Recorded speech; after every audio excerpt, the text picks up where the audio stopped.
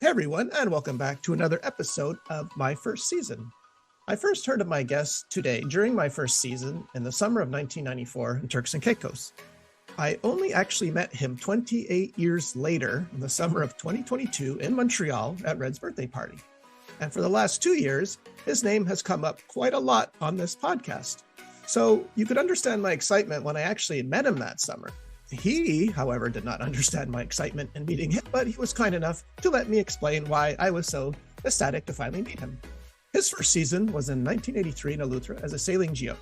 He worked for Club Med from 1983 to 2020 and held positions such as sailing and windsurfing, public relations, chief of sports, chief of village, to director of training and corporate HR in Miami and director of UDT. Still don't know who I'm talking about? You have either all worked with him or you know his name as it is synonymous with Club Med. Of course, I can only be talking about the one and only, the legendary Howard McCarley. Howard, how are you today, sir? I'm doing great, Greg. Thank you for inviting me. I'm flattered. Took a year, but we finally got you. Okay, this is awesome. Yeah, absolutely. But you're more of a legend to me than me now. You're my first season podcast has become big time.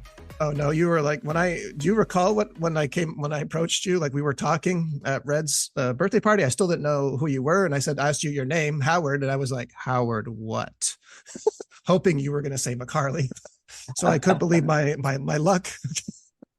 Yeah, it was fun that our paths crossed there. It was what a great moment to be able to connect, to be there for Red and to connect with that entire generation of GOs, no?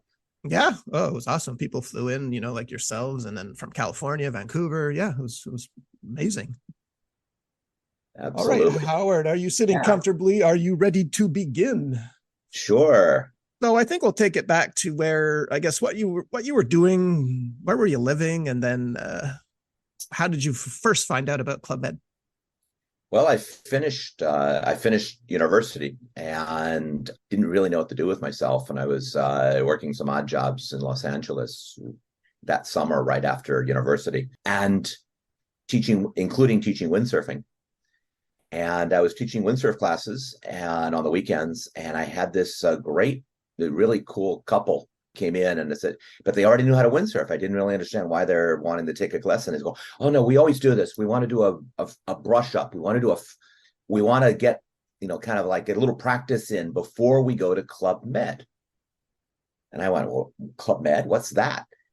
And they think, oh my God, you did this is, they started.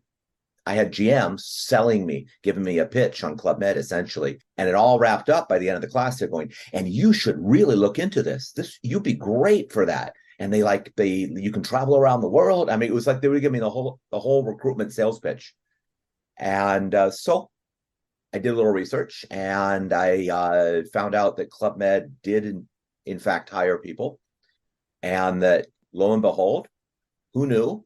My university diploma didn't matter much, but my windsurfing instructor skill set did. So I applied and was almost immediately invited for a fantastic interview. I had to drive out to the old Scottsdale office and got interviewed by one of the great all-time chief of villages, Silvio Di Bortoli. He was on a recruitment tour getting his team prepared for his next season. So, and he told me the story. He ended up telling me the whole thing too.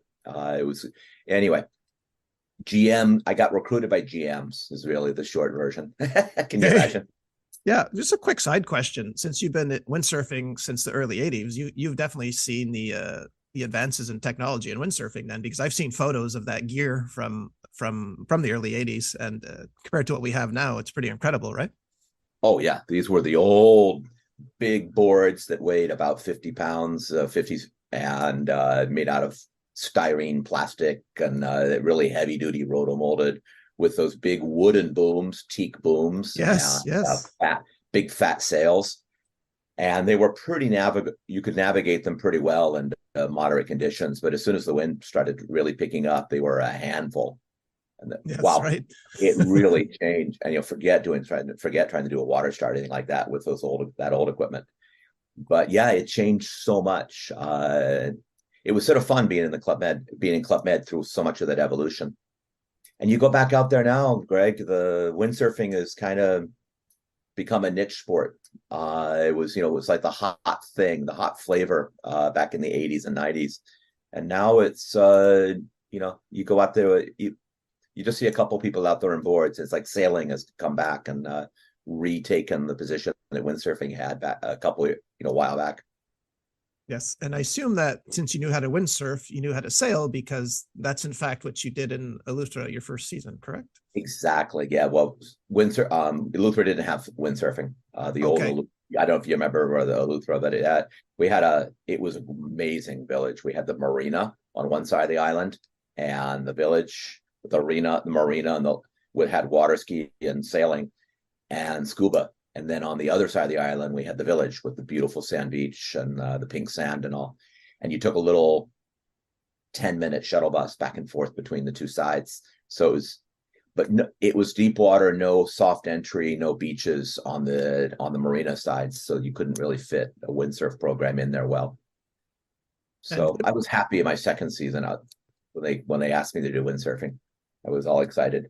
do you remember? Yeah. Do you remember anything about arriving, like your first week in Eleuthera? Oh my God, I remember so well. I arrived towards the end of the season. I arrived around the 1st of April. And of course, didn't know anything really about Club Med. And I came in there, big, so exciting. On top of that, California kid, you don't get to the Bahamas very much from California. So it was white sand and turquoise water. It was everything I expected it to be. And I was really, they were all telling me, it's the end of the season, so watch out. People aren't, going to ignore you, and you're not going to really feel like you're part of the team. But it wasn't my experience at all. So I loved it, and I was loving doing the sailing and loving living the good life for a month. But what I remember most, Greg, was that this was back in the days that you did 6 months and then you had everyone rotated, and no one explained that to me when I was recruited. So I arrived. I guess I was taking over the contract of someone who had left early, but I didn't really put that through. I just assumed that I now had a job, and I'd given up. I broke up with my girlfriend. I sold my car, got out of my apartment lease, and quit my job, and got on a plane. And a month later, the chief of village came to me and said, "Oh, Howard, we really liked having you, but now it's the end of the season, so you'll be leaving next week." I'm like, "What?"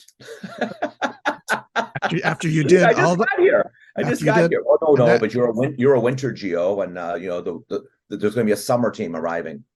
It's like, but no, but I just want to stay. I like it here, and I don't have anything to go home for. So I had to. But no, hard rotation, hard and fast rule. This will the way it works. You go home, and they'll tell the HR group will call you and tell you where you're going next. So it was just a matter of trust, but I couldn't believe, so different today, I'm sure. A GO that only wants to stay and renew his contract. Club Med would fall all over themselves to make that happen. That's Instead, right. they're kicking me out the door because no, that's not the way we work. And you So did I had to go home and wait by the phone, because this is pre-internet, right? Wait by the phone and hope that Club Med was going to call me. And they did. About 2 days after I got home, this leap of faith paid off, and they told me I was going to Ixtapa. So I was all so relieved. Well, yeah, because you very rarely does the GO do the quadruple: break up with the girlfriend, sell the car, you did all 4 of those things. And then they said, your chief of village says, "Well, hey, thank you for a great season." Great season, which was about 4 weeks, yeah. 4 or 5 weeks. Oh my but, God. So, and on top of that, you imagine the shame. I'm all excited. My parents are all happy to get me out of the house, because here's the college kid who's doesn't really have a steady career yet, and they get me out of the house. They get me off into a job, and a month later, I'm back home, like a boomerang. So I think my parents were they were patient and kind, but I think they were secretly relieved when it really did work out and Club Med called me, and I got back on a plane. I was less than a week. and then you really got to teach windsurfing in Ixtapa, right? With your chief of village, Mike Coltman, correct? Yeah, exactly. Mike was amazing. Mike was the perfect guy for me. I really had a chief of village that I looked up to, who really brought me in to his sort of family. He had a real family approach to things. So it was a great learning curve, and I really got the vaccinated, if you will, or infected with the Club Med virus, the Club Med culture that year. When I was in Ixtapa. But it was a poison gift because I was so excited. I traveled. I cleared out the garage of my parents and traveled with all my windsurf equipment. So, like two boards and a mast and several sails. You can imagine what that looked like, right? Well, wait, hold on, just 1 second. Why did you travel? Yeah, because there was plenty of boards and sails at Club Med. Why did you travel with your own? Because you trusted your because I equipment more? wanted, yeah, I wanted my own equipment. I wanted to go out and play, and I was also looking forward to this. And you have the learner equipment, but you really, like anyone else, golf instructor generally has his own clubs, even if they have clubs at they have clubs at the clubhouse. Tennis players want to have their own rackets and equipment, and that I was that way too. And I got there, and I never ever used my equipment for the entire 6 month season. Oh man, Ixtapa has no wind. okay. Ixtapa is the one village where the windsurfing school was essentially organized drifting. They just kind of float around out there and fall off their boards, and we bring, and eventually they never got very far. We helped them back in. It was I was so disappointed. My equipment sat there. I don't know what the rest of the team thought when I was all with excitement, like a kid at Christmas unpacking his equipment and lining it up there at the shack and just waiting for months for some wind. Never happened. I assume there was a lot of head shaking when they were looking at you on the beach, right? Like, what does he do? Absolutely. Anyone who's listening to this who's been to Ixtapa understands that it's a fantastic experience. It's a great village, but you don't go for. It's not like the villages on the Caribbean side. You don't go there for any kind of a breeze. It's hot and sunny all year. Hot, sunny, and tropical, even in the winter. But Mike and the Club Med culture there was so intense and so great. It was just it was like a indoctrination in all the good ways into Club Med, practically like a cult. But it was, I don't know how many people have worked with Mike, but he was just exceptional at making the GOs really live the Club Med experience and love the company as deeply as he did.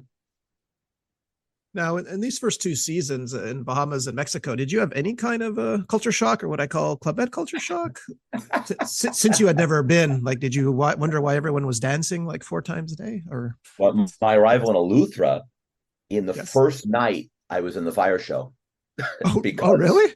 Okay. Because the fire show at the pool, where you're leaping through hoops of fire and swimming with torches and that kind of a thing, something I'd never done before in my life. But why? Because the guy I was replacing apparently had a role in the fire show, so I was just a plug and play. So my first night in the village, I'm going, you be crazy, guys. My first memory of being in Club Med, my strongest memory from that moment was that first night lining up nervously in a Speedo, which of course the California kid had never worn, but that's what you had to wear. They had Speedos for us, so we all looked the same in the fire show, and having to leap through a hoop of fire and then swim across the pool and then push a windsurf or I don't know what was it, push some kind of a board with people with people on it in a formation. I was, really? Are you kidding me? And there was no rehearsal for this. You just sort of leaping through a hoop of fire. They didn't practice this. Maybe they had once upon a time, but not me. I was just in line. I'm not, okay, your turn, go. Yeah. And your first day, you have no idea I had a similar experience. So you don't know what's going on. People are telling you to do stuff. You're here, grab this, pull this. Mm-hmm. And they had me I was dressing in drag by the end of the week because that was something else. One of those drag numbers that I don't remember what it was, the Pointer Sisters or something like that, where my the guy that I was replacing apparently had to have that role, that beautiful role on the show. So I was in a Okay. red sequin tube dress and a with a pair of balloons Okay. stuck in So them. they really put you through your paces your first season then. Okay. Okay. Well, my first week, it was really. I'm going, this what a crazy, crazy place. But okay, fine. It turned out that the best training, the part of my skill set and my experience that I had that I was able to draw from the most was being in the Greek system, being a fraternity guy in college. So the party zone, the drinking, the socializing, the kind of crazy hours, and the just kind of willingness to do anything because that's what we do. That was more useful for me than my education or even honestly my windsurfing skills. It's true. It was kind of the fraternity was kind of preparing you for Club Med in a way. I didn't know that. Okay. I guess it paid off. My parents were happy that my fraternity days actually had a positive outcome. They got me a job. I'll say because then after Ixtapa, you get sent to the beautiful village of Playa Blanca. This time you're back to sailing because, well, yeah, again, for windsurfing is not the greatest in Playa or whatever it was, right? Yeah, windsurfing is just too crowded there. They don't. You could have at a windsurfing school but it was a little tiny, tight squeeze. We Yeah, barely had a waterfront. And did you go to Playa? yeah, yeah. Between the scuba where they were, and depending on which way the wind was, you would drift into the scuba, over the divers. So yeah, I could see that could be problematic for people trying to learn to windsurf. Yeah, but Playa was amazing. What my first French chief of village, and so I got my first indoctrination into the front because Mike is British, and it's a really weird spin on Club Med. The kind of Club Med filtered through a sort of a Monty Python sensibility. So Mike was great, but I didn't know that was atypical. And so I came in. I got my first real exposure to French culture of all places in Playa. So I had a French chief of village and a bunch of almost the entire management team is French, including my immediate supervisor, the chief of sailing. Playa was my first adult village, and it was the first time that I really also got the hard dose of the classic parties and picnic 1980s Club Med, the one that everyone, because Eleuthera was family, Ixtapa was family, and very Mike Coltman-ishy, and I got there to Playa, and it was a free for all. It was a festival. It was all day and all night, and plus that village also had an incredible culture would develop each week because it was so isolated from everybody else. So people weren't coming in and out. You really only had arrivals on the weekends, and then the GMs didn't have any contact with the outside world typically until they left. So they leaned in, they really went in hard. They came in to party and they partied all the time, and then they left exhausted.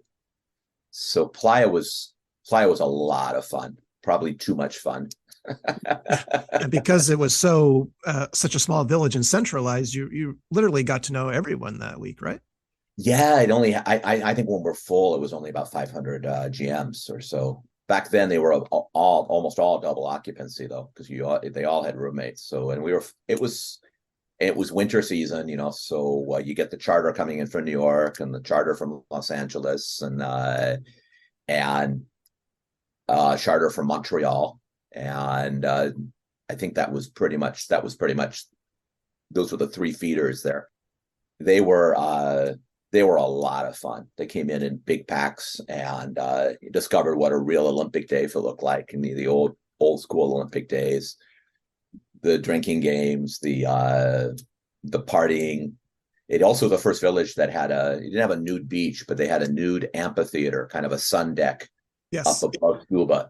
So it was the first place also where you and the first village where I really saw it, the topless sunbathing and all that, which, for American California kid was an eye opener to say the least. Yeah. Yeah. Sangria parties, and I was the alternate picnic geo. Oh So boy.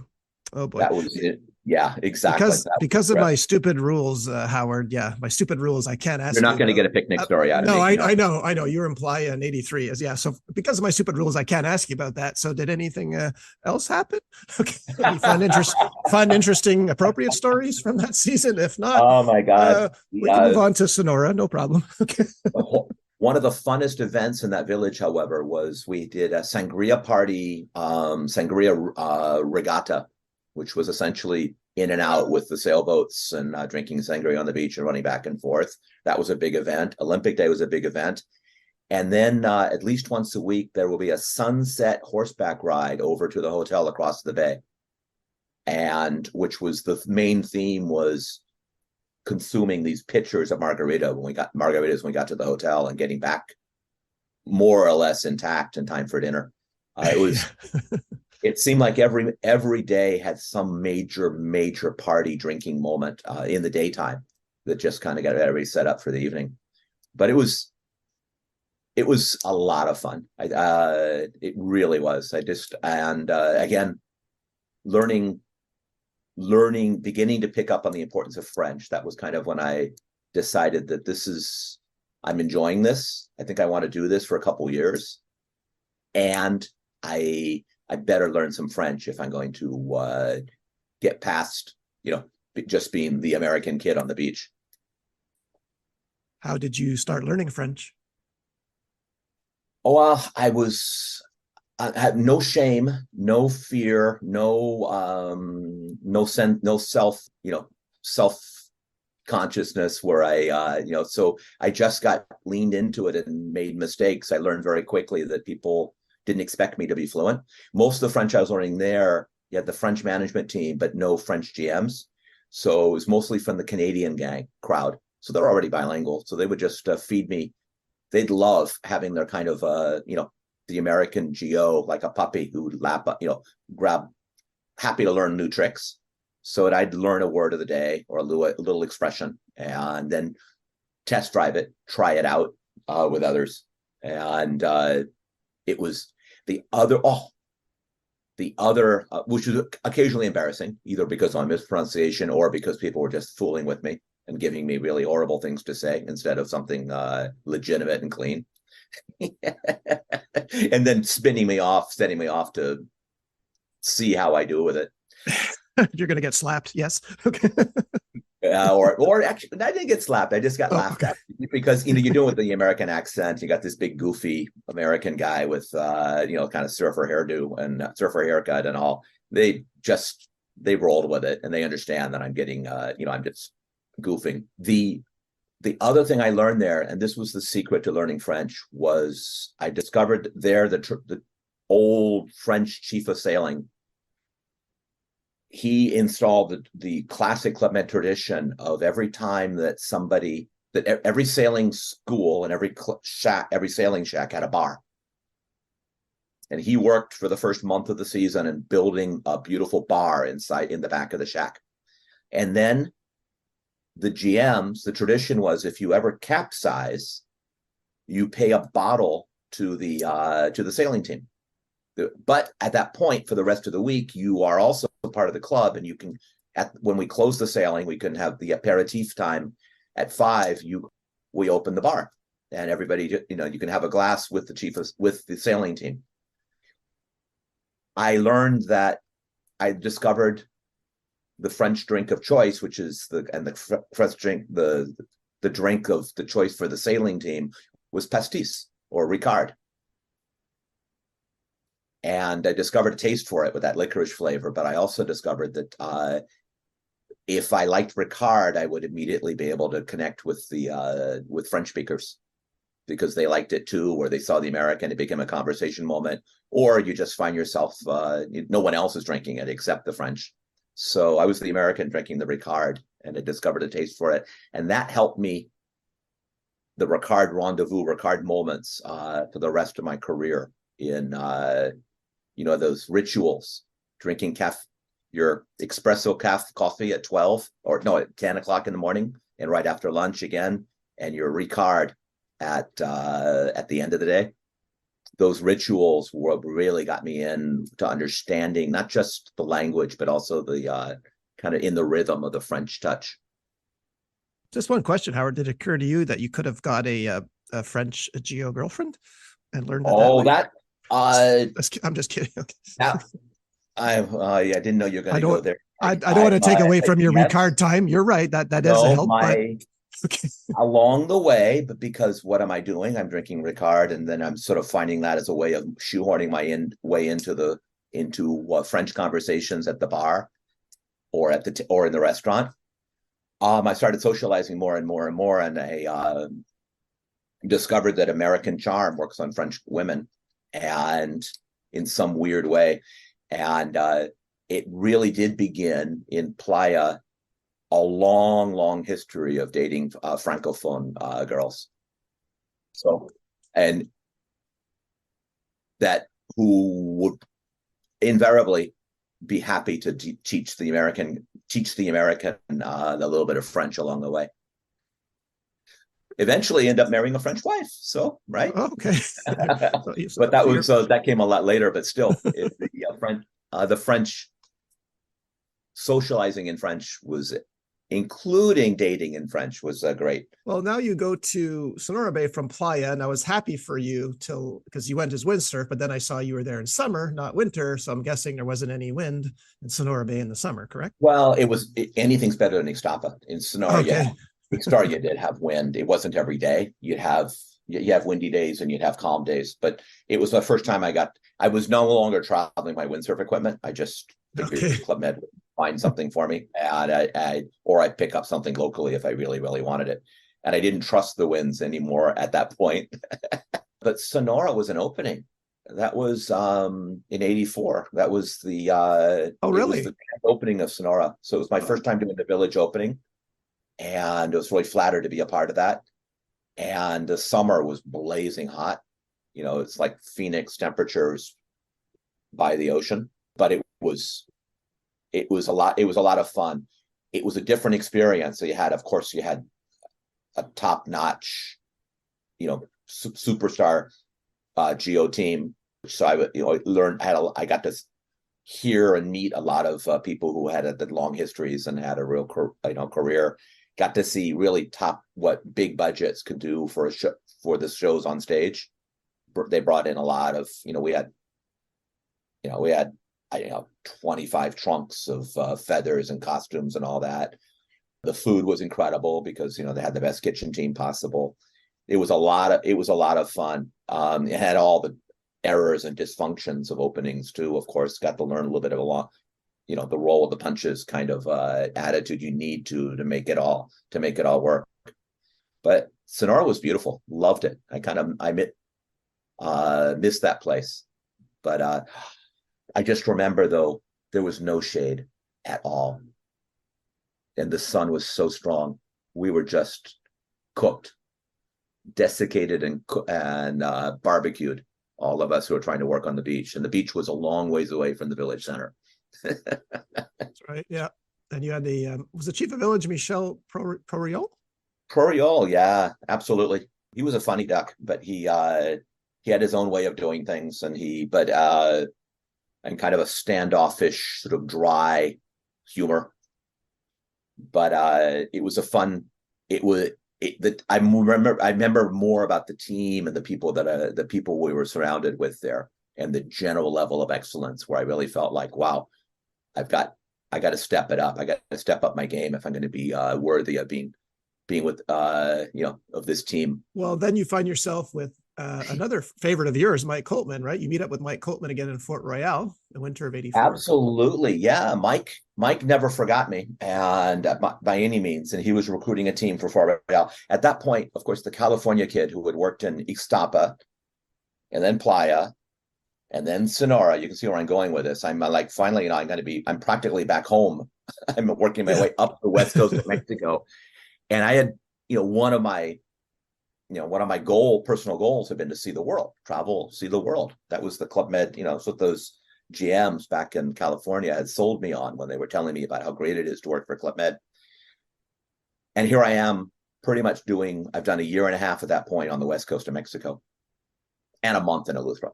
So I was so excited when I'm going to a French territory in Guadeloupe. I'm going to work with Mike Coltman again, who had been far and above the best chief of village I had worked with. I'm going to reconnect with a bunch of people who had, because he had his traveling troupe. He had the same 20, a core team of 20, 30 people he always worked with, and flattered to be a part of that. And I got promoted. I got to, that was a big deal for young me with my little ego. I was, oh boy, I'm going to be a chief of sailing. So went out to Fort Royal and loved it. It was a really, really different experience.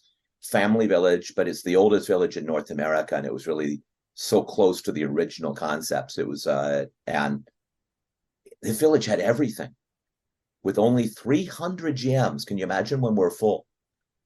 Only 150 rooms total in that place, little pocket-sized village, but it had every activity you can imagine: scuba, sailing, circus, mini club, baby club, water ski, everything you could possibly think of, and all there in this little pocket-sized village. So everybody knew everybody. It was very, very, very friendly. And there was a really great flow also between the local community, the local towns right around there, little fishing villages on that side. And that's the sleepy, non-touristy side of the island. And it was amazing. It was a real cultural experience for me too. And my first time to really be out there in the Caribbean. So it was, wow. And a French immersion. That was the first time I really had French GMs. A British Anglophone kind of a team, touch in the team. But it's the first time that we systematically had about a third or a half of the population of the team would be French. The GMs would be French. So I got to practice my French a lot. I was in heaven in Fort Royal. Got to have a little level of responsibility to take care of the team, and then a little budget to manage. And the sailing itself was kind of a mess. The big waves, you're repairing boats all the time because they're pushing catamarans out through the surf and having them pushed back and broken and such. But it was a great moments. Well, I am curious how you got to your next village, because they send you to Ile Maurice in 1985 with Chief of Village Luc de Stillman. So did you request Ile Maurice, La Pointe aux Canoniers, or did they send you there? They sent me. Mike had a hand in that. Mike takes care of his own. Mike Coltman always took care of his own people, and it was kind of on my agenda. So I'd always dropping hints with HR that I'd love to work overseas, to get outside the American zone, and but it worked off there. So I got to fly, and that was the biggest trip in my entire life at that point. It was it was also the first time I had to go to Paris. So I flew from Fort Royal, back to Miami. I went through Miami and then off to LA. And then my trip over, I had to fly all the way to Paris, which was already incredibly exciting, my first time in Europe. And then an overnight there. I got to actually go to the Paris office, which was a lot, like walking into going to the White House or something like that, right? It's the mothership of everybody, right? And you always heard about it. And then they put me on a charter the next day or down to Mauritius, so it took me like almost 48 hours to get from California to Mauritius. And Mauritius on 12-hour time difference. So midnight in Mauritius, in California was noon in Mauritius. So I arrived at something like 7 at night when I finally got to the village. And I had a bite to eat, and I just crashed. I had been running on fumes after 48 hours of travel and time lag and jet lag. I crashed, went to bed, and it turned out that my boss, the chief of sports, missed my arrival, but was really upset that I wasn't around that evening, that I hadn't, that, where is this guy? Where is this American? I don't understand what's going on. And I'm Brother. just, I'm unconscious. I mean, just dead to the world. I've never been so tired, physically exhausted in my life. You learn how to travel and you learn how to deal with jet lag, but that was my first deep dose of it. And I thought, West Coast to East Coast jet lag was a big deal, but no, a 12-hour jet lag is incredibly just destabilizing. Takes almost 2 weeks to get rid of, if I recall. He understood later. It was not he ended up being a great support, but I got off on the wrong foot because I didn't do the social routine. I didn't make an effort to show up and socialize and kind of put my hours in. But they weren't really thinking about someone to travel from California. They had, but Mauritius was fun because it was what an exotic country, beautiful people, international clientele, a mix of South African party people, French club med aficionados, hardcore club medders coming from France, and then Japanese honeymooners. It was like a little schizophrenic when you think about it. The three zones or three, and they had to keep the planning had to keep them all kind of separate because those three populations did not mesh well, interact well. Well, we know Ile Maurice is a big water ski village, but how was it for wind and windsurfing? It's a good village. It's you have it's it's kind of like your typical turquoise or kind of wind conditions in the winter. You got the kind of sort of steady wind conditions. Because of the water, the wind, the only challenge there was the wind was an offshore wind, because that's what made the water skiing possible. So the water ski stayed in close, and windsurfing, you really needed to get out about a couple hundred meters, few hundred meters before you start really catching the wind. So that was the ugly part. You really couldn't do small board windsurfing there. You'd never get off the beach. But once you get 200 yards out, you start having some really nice conditions and you can zip back and forth and have fun. No, but in Mauritius, I don't know if you've been out there, whatever, but Mauritius is infested with sea urchins. Oh, really? So your biggest issue when you're windsurfing was that you're always, the GMs were always stepping on the sea urchins. You really want to stay on your board, or you need to wear shoes, you need to wear booties or something like that. So dealing with sea urchin spines in feet was kind of sort of a constant flow there. But there's a virtue, there's a benefit in all of the right. Every cloud is a silver lining. The sea urchins were delicious. Yes, I was just going to ask you that if you guys had the thing at the sailing where you cooked them or barbecued them. Yeah, we had the picnic boat, the snorkeling and picnic boat would a couple times a week. Remember, the Japanese are a big part of that village too. We had those Japanese honeymooners. We would go off and we take them with the French and the Japanese, not the South Africans, but the French and Japanese would load on the boat. There'd be about 45 people. They'd sign up for it, no cost. And there'd be white wine, coming from the restaurant. And people would go over the edge as they go to a particularly infested part of the reef. People go off the boat and start filling up buckets with the urchins. And they come back up, and you'd have GOs serving wine and cracking open the urchins and people spooning them out. It was great. So we had an urchin party on the beach once a week, but several times we'd actually go out and do it on the boat. First time I ever ate fresh sea urchin. I don't know if it was wise or not, but it was great.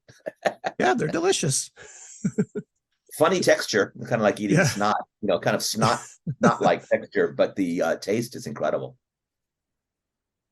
The intensity, the Japanese around the urchins was incredible. They just lived for that. That was like the peak moment of their vacation. Oh, really? Oh, okay. Luke is one of the funniest guys I've ever met. A Belgian chief of village, so many of the classic Club Med sketches that most of them you wouldn't do today. He invented, he created, and it, every show had at least one Luc de Stillman sketch in it, and it was must see.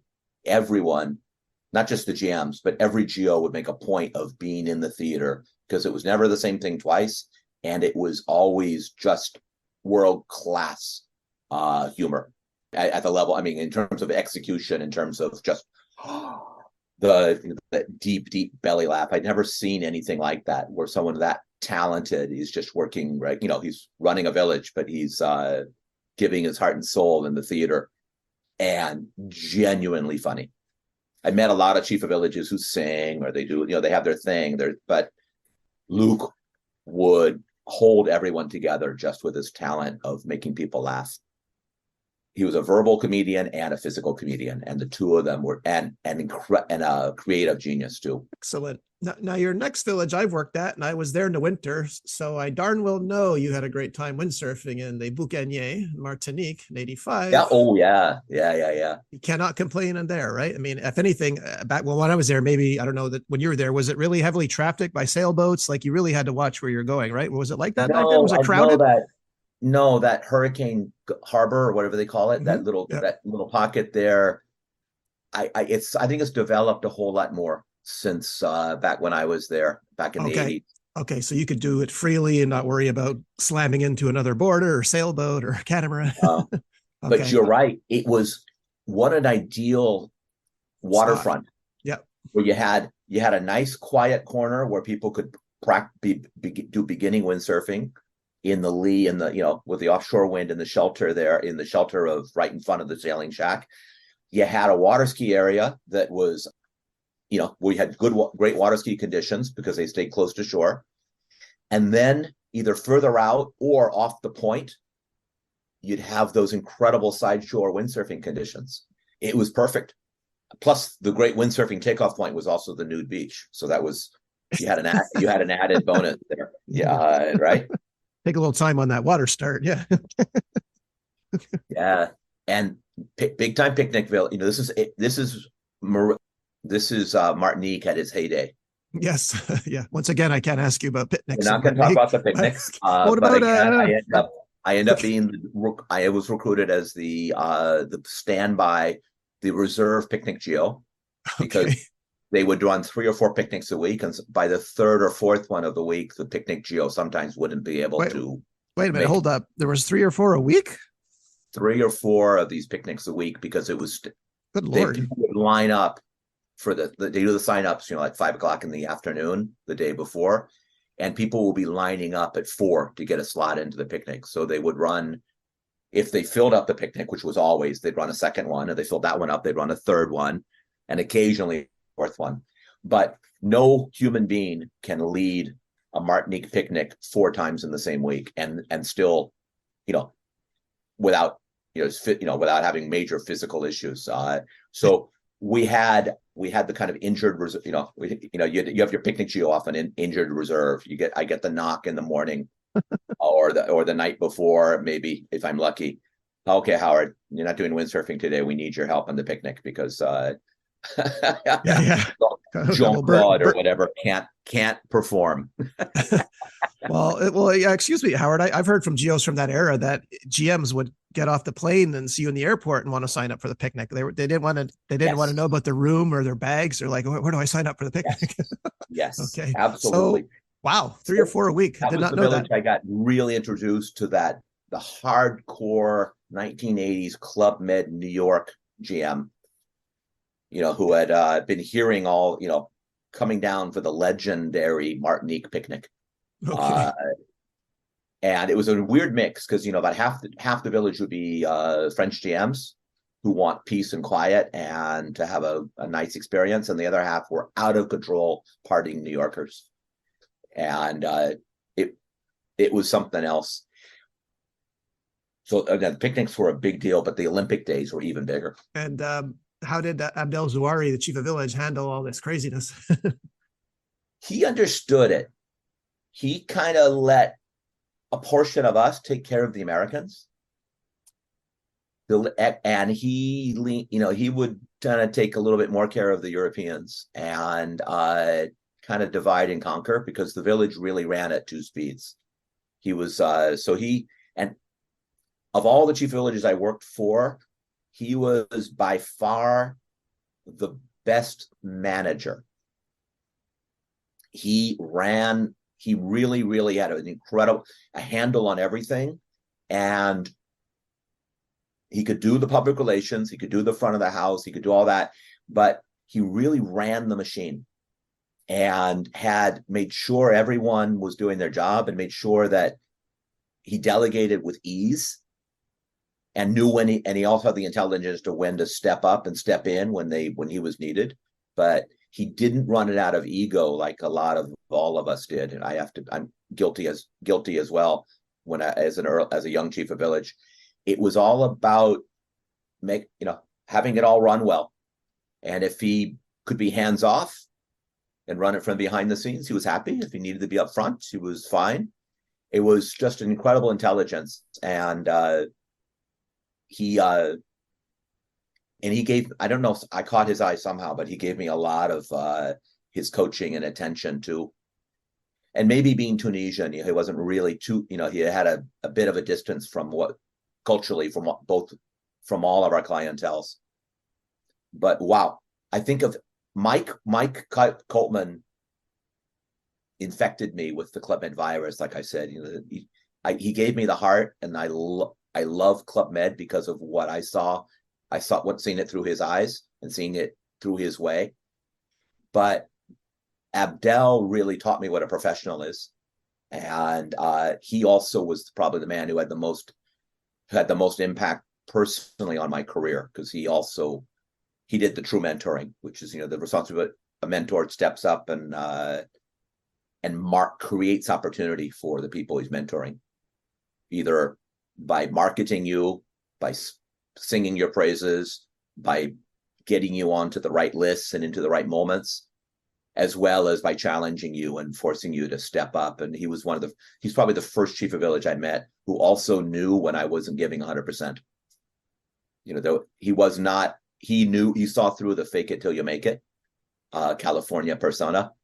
And he knew when I was giving 100%, and he knew when I was doing great, but could be doing more or doing better. Anyway, you can see how much admiration I have for that man.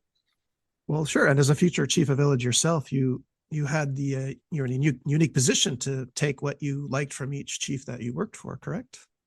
Absolutely. But I think more than anything else, I modeled my chief of villageness, if that's a word, from what I learned from him. He really, really was the complete package for my mind. He didn't have Mike's brilliance and craziness and funny Monty Python-esque approach to things. He didn't have Luke de Stillman's talent, but he managed to keep a team together and to not make the chief of village job seem overwhelming. He wasn't, he was able to kind of keep a distance from it and have extraordinary results because he got the best out of all of us. Now, you get sent to a village, which is a personal favorite of mine, and I know the windsurfing is great. You're windsurfing on the Red Sea. You went to Eilat, summer of '86 with Miradou, I think was a very famous chief of village. Yeah, and I kept coming back to Eilat. I ended up doing a lot multiple times. I kept wanting to work in Europe, and I never did. So I technically, Europe, both Mauritius and Eilat and Israel are in the European zone. Yes, but they're not in Europe, either one of them. They may be managed out of Paris or war at the time. So yeah, I got to Eilat, which surviving my summer in Sonora Bay was good practice for Eilat because it's pretty much summer in Eilat was pretty much the same conditions. Those the sun, oh boy, 120 degrees plus days. Yes. Let me ask you a question. That was the only beach I went there after 10 years. Is the only beach I could not stand barefoot on, even for 3 seconds. It was that hot. So was it that hot when you were there? Like, absolutely. And you slowly over the course of the season, though, you actually would be able to walk barefoot on the beach, which was, I end up probably burning out all the nerves in my feet. Yes. And let me ask you, when where you launched the windsurf boards from at the time, was there a protected area on your right for snorkelers marked off? Was that there when you were Absolutely. there? You have the it's Okay, a national okay, park. okay. So That reef there. Yeah. here's the problem. The wind comes in. I'm going to say from the left for our layman. So pushing all the Yeah. beginners onto the protected area, and then meanwhile the Israeli soldiers that are monitoring the that area are screaming at you like, "What are you doing?" And I'm like, "It's not my fault. Look where you put this thing." So did you have that issue when you were there? All the time. Okay. Getting people, because as soon as you take off from the beach, the wind blew from the north and immediately to the south. I mean, not 30 meters to the south. Yeah. Yes. The restricted area begins. I thought it was a And joke. we're constantly dragging people upwind, and immediately they're bound down in there, no matter what. It was terrible. It was so much time trying to rescue people, and of course, you can't take your motorboat in there because it's a national park. Yes. And So you're swimming out to them, right? And then they swim back, and you're having to swim the windsurf board outside the lines. Oh my God, I never worked so hard in my life. Okay. And then across the bay, you're on the Bay of Aqaba. So the village is facing due east on a north-south beach. Yeah. The wind coming from the wind and the Sinai Desert are to the north of you. That's and the Sinai Desert. No, not the Sinai. You got Jordan right in front of you, and then you have Jordan right in front of you. Yeah. And then you've got this, and then you've got the only thing that's separating from Egypt is this snorkeling zone, the snorkeling national park. Yeah. It was, and you had patrol boats from Jordan and the Israeli Navy going back, patrolling back and forth on this imaginary line. Yeah, exactly. Yes. About a half a mile offshore, maybe a mile offshore in front of you. So if you go out too far in your boat, you're going to get intercepted by one of the two navies. It was very, very interesting, to say the least. But it was the wind was exceptional. Yes. I immediately bought a used board locally, and it was finally a place where it was really worth having my own equipment, because you could really leap off and you're in world-class wind conditions right off the beach.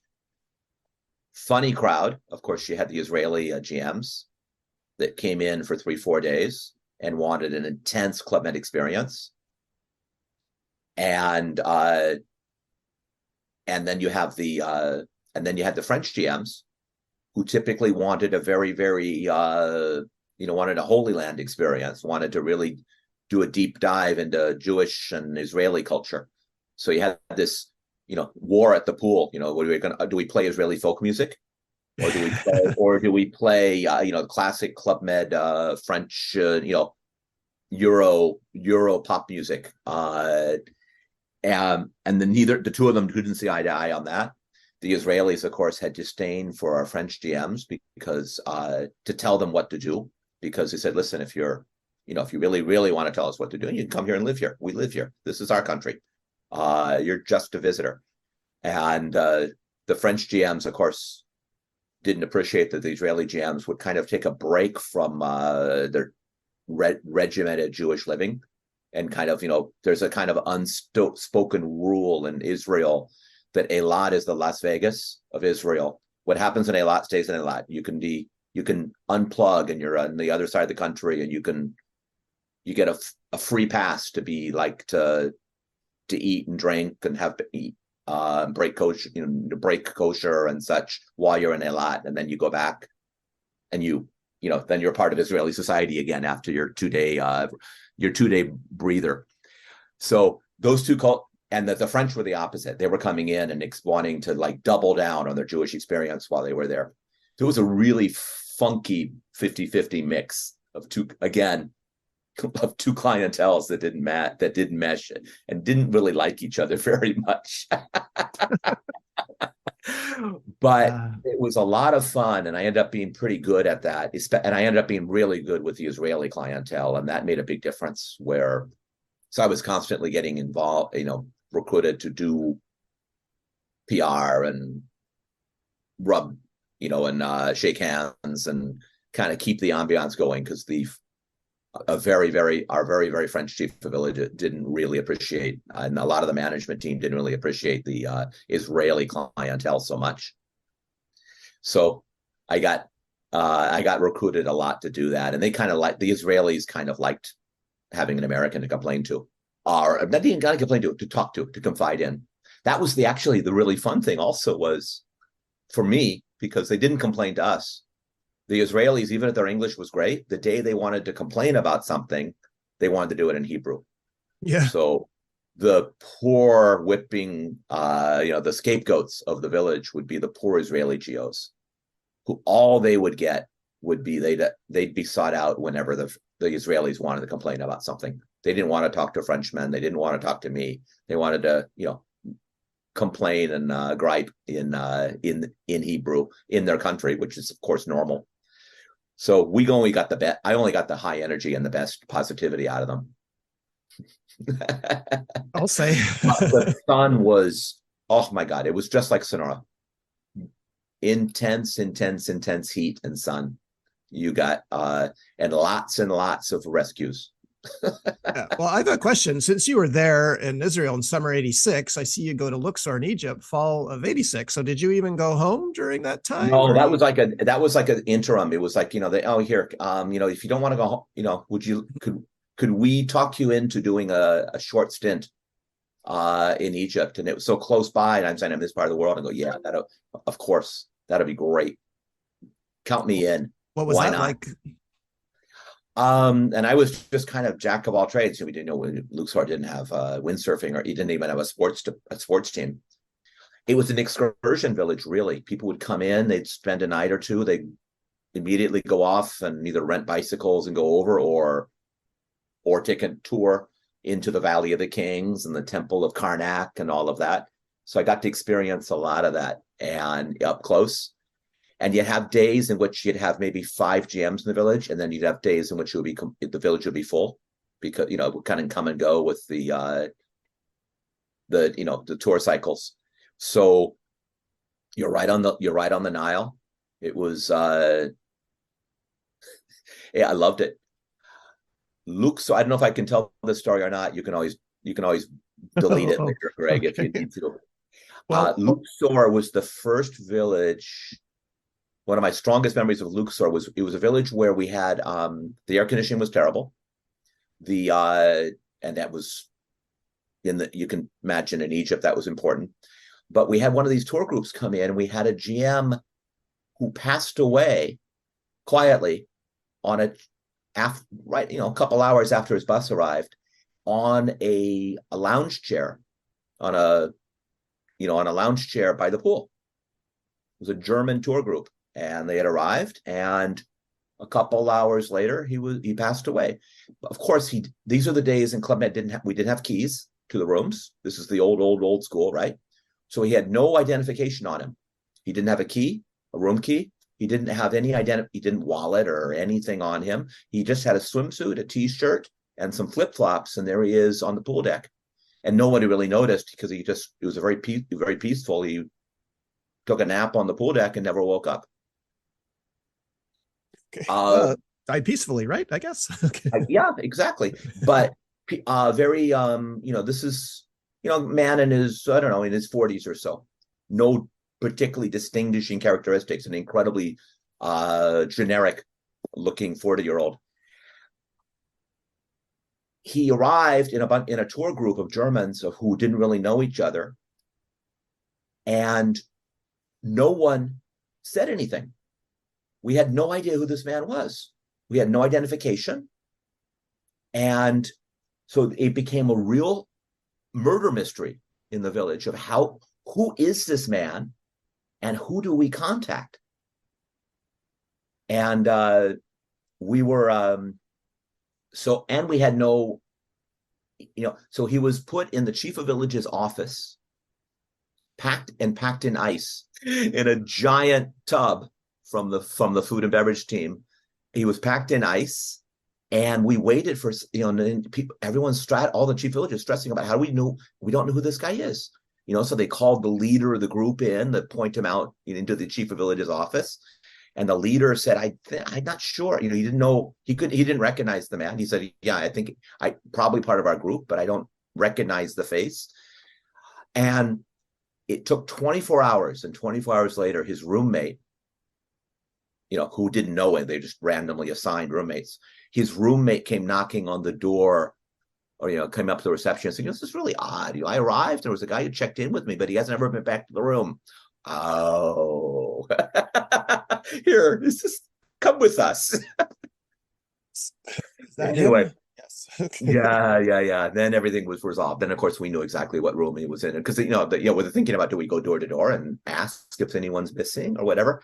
So the chief of village opted to just quietly wait with the body packed on ice, and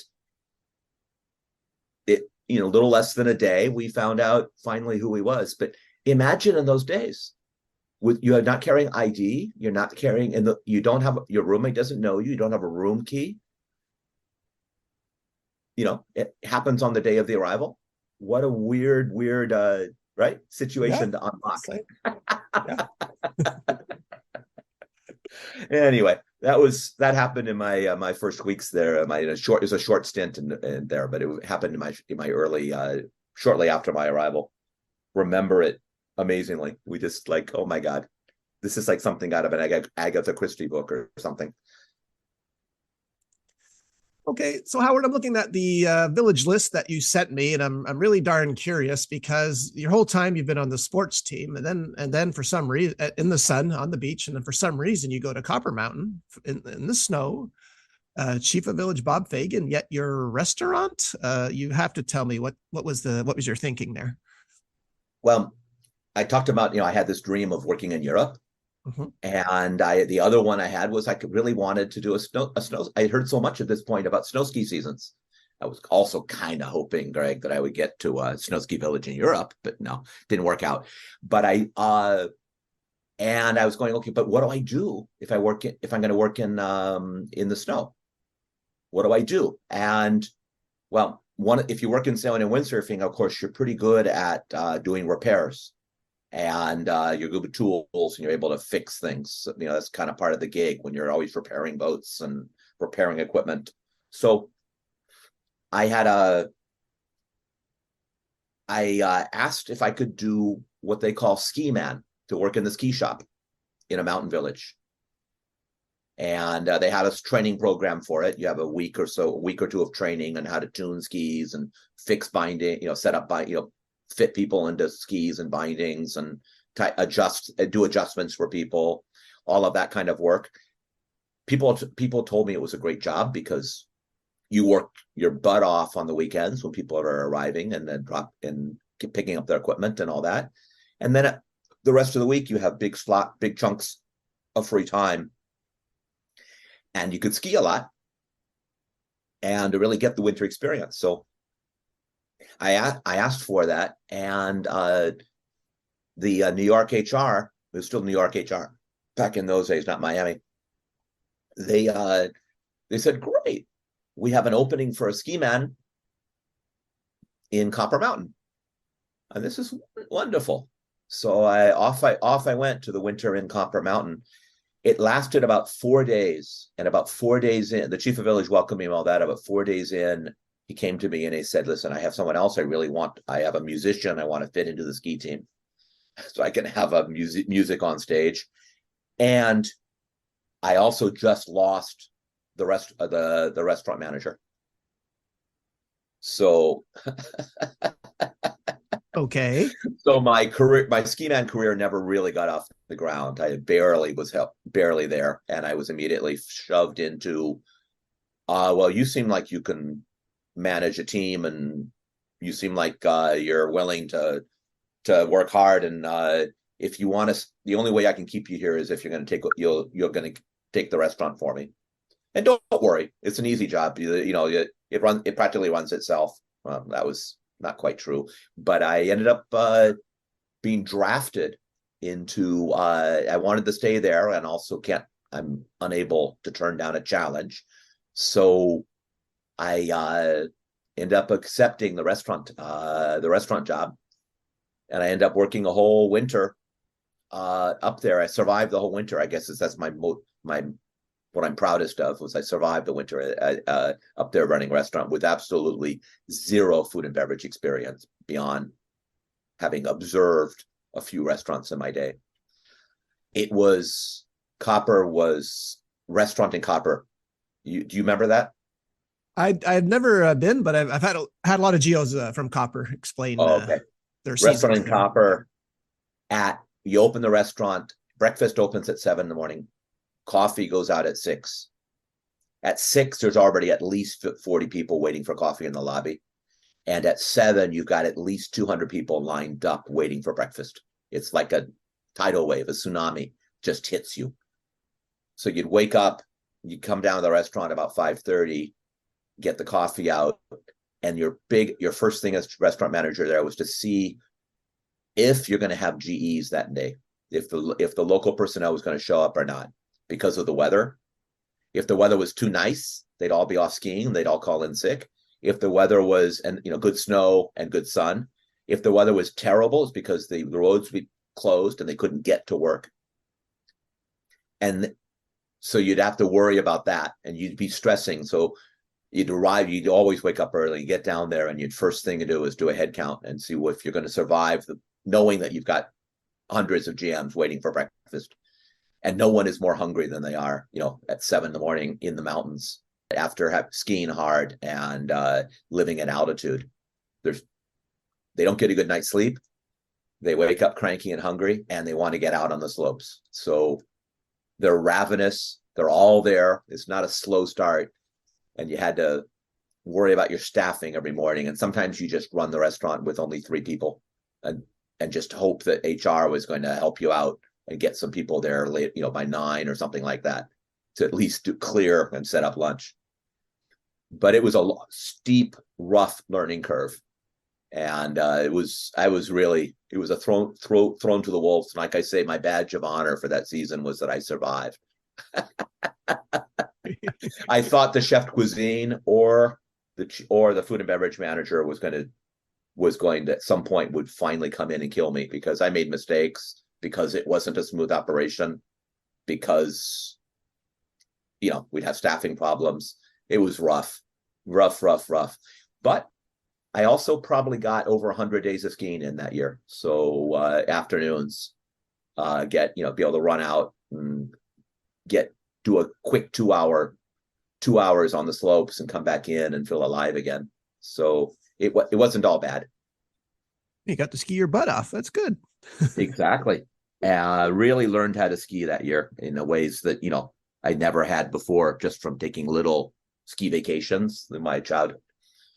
You get 100+ days in it in a year, so 200, 300 hours of skiing in a year. In a winter, you're going to develop some skills, especially when you have access to great instruction all the time. Yes. One more question for you, Howard, because hopefully you will agree to come back and finish your story. But I'm curious, since you were in Copper and the next season, Chief of Sports, what I don't want to get too much into, but how did you find out about a stage, or was there a stage for Chief of Sport? Like, how did you, what happened there at the end of Copper and before Punta Cana? Like, did word come around? The stage was funny. The stage was in France, which was kind of cool. So I got a good reason to go there. Honestly, did I learn anything about being Chief of Sports? No. Well, how did you get on it? Is what I'm curious how you got on it. But the stage moment was a moment of a rite of passage in those days. The Chief of Sports stage was a big deal. Almost all the chief of villages in those days had been chiefs of sports, and so they take some real hard ass fitness freak chief of village, and he'd be tagged to run the chief of sports stage. And you have 20, the new promo chief of sports of that year would be all there, and we'd all be at his mercy for 5 days. A lot of fun, super physical, but it was like he would just go in there, is the most important quality of a chief of sports that you can, that you're the best athlete on the sports team? No, not at all. He didn't teach us a bit about managing a sports team or meeting expectations of clients or anything or doing inventories or managing a budget. No. He pretty much just got us up at the crack of dawn and had us run 5 kilometers and then immediately go in and hit the weight room and then go and, then do a little bit of classroom stuff, and then we're back out there organizing games and running tournaments and such. It was kind of like sport, chief of sports boot camp.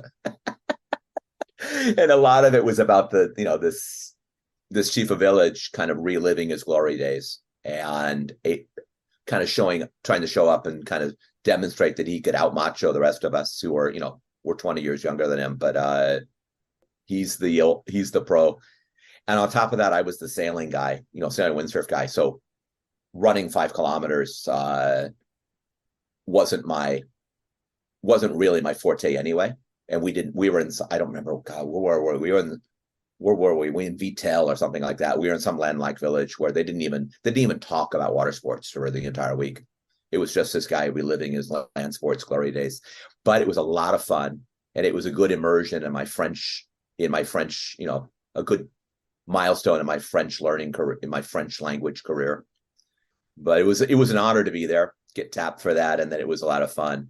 But I really learned being chief of sports on the job. That was interesting.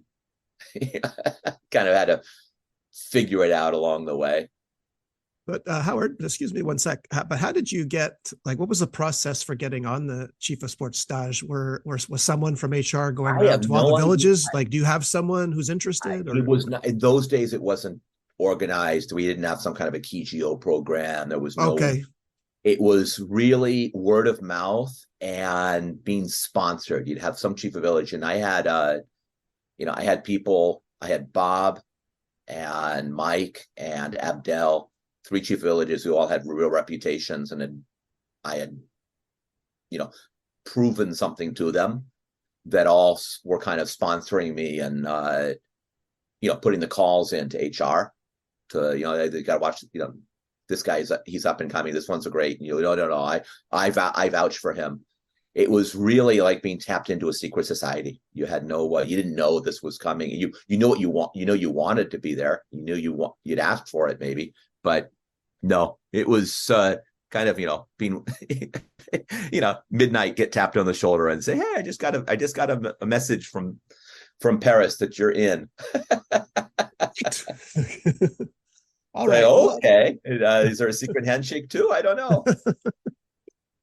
All right. Let's end this here, because I so much want you to come back and finish your story. Because you went from endless stories. Sorry about that. Chief of village. No problem. If this goes well, you by all means please come back and finish it. But I want to thank you. I do want to thank you right now for sharing this first part of your story with us. It's been very kind of you. Oh, it's fun. I'm enjoying. You're triggering some memories that I hadn't really visited for a long time. But what a positive and joyous career I had. How lucky I was to be able to have these experiences and see so much of the world and learn so much about people along the way. It was great, Greg. Well, thank you. Well, no, I'm glad I finally got to meet the man, the myth, the legend after 28 years. It only took 28 years to meet you, but I'm glad I did. So thank you. Lived up to the hype. So you got it. Again, well, thank you, sir. Everyone, that was the one and only legendary Howard McCarley for you. And cross your fingers, he will be back at a later date to finish the second part of his story for us. And we will see you all next week with another new episode of My First Season. Here's where we say our goodbyes, Howard, to everyone. Thanks for listening, everyone. All right. Well, goodbye, y'all. Thank you. And thank you for listening if you did.